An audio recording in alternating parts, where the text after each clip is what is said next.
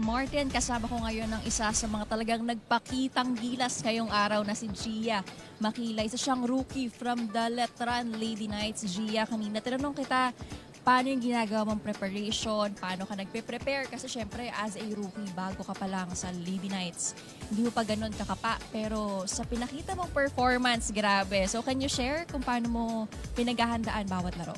Siyempre po, mag-uuna po sa mindset. Tapos, dapat lang po makinig sa mga coaches kasi sila po kasi yung may experience na. So, gusto po nila yung makakabuti po sa akin. So, tiwala lang sa sarili tsaka makinig din po sa mga coaches. Yes, exactly. Makinig sa mga coaches. Sa Sunday, exciting game. Exciting match kasi makakalaban nyo ang Lady Blazers. Pares kayo ng standings, 4-0.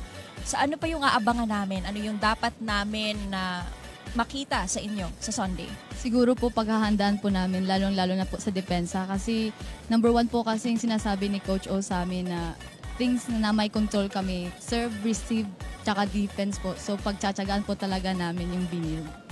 Wow, grabe, exciting. And lalo na nabanggit mo sa akin kanina na rookie ka from Bohol. Tapos new coach nyo si Coach O Almadro.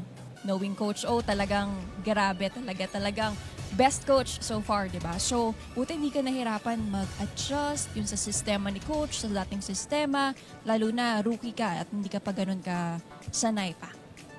Siyempre po, nung una, nahihirapan po kasi nakikisabay pa po kami sa mga seniors namin, then nakipag-usap. Dapat po yung teamwork po namin, nagkakaisa po kami. Every po break, nag-uusap po kami kung ano pong i-improve, saan po ako pupunta, ganun. Pero thankful naman po ako sa mga seniors kasi ginaguide naman po ako nila.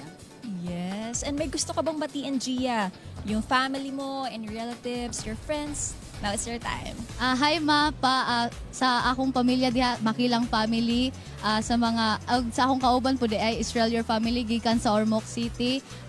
Thank you po Sir Frank Lau family, SJA family, Sir JP, thank you po. Sa mga alumni po, thank you po sa pagsuporta sa amin. Tsaka sa mga seniors ko po, nagsusuporta, thank you po sa pagsuporta din sa akong pamilya, sa mga other families po na ako diha sa Bohol, Escudero family sa Carmen, Maglacion family sa Binunido, Tumanda family sa Batuan, BNHS family, ubang teacher sa Batuan District, ug sa akong mga pamilya sa Gawas Nasod, si Ate G, sa akong mga ninong-ninang diha sa Luway, thank you sa pagsuporta ug sa tanang mga Boholanos.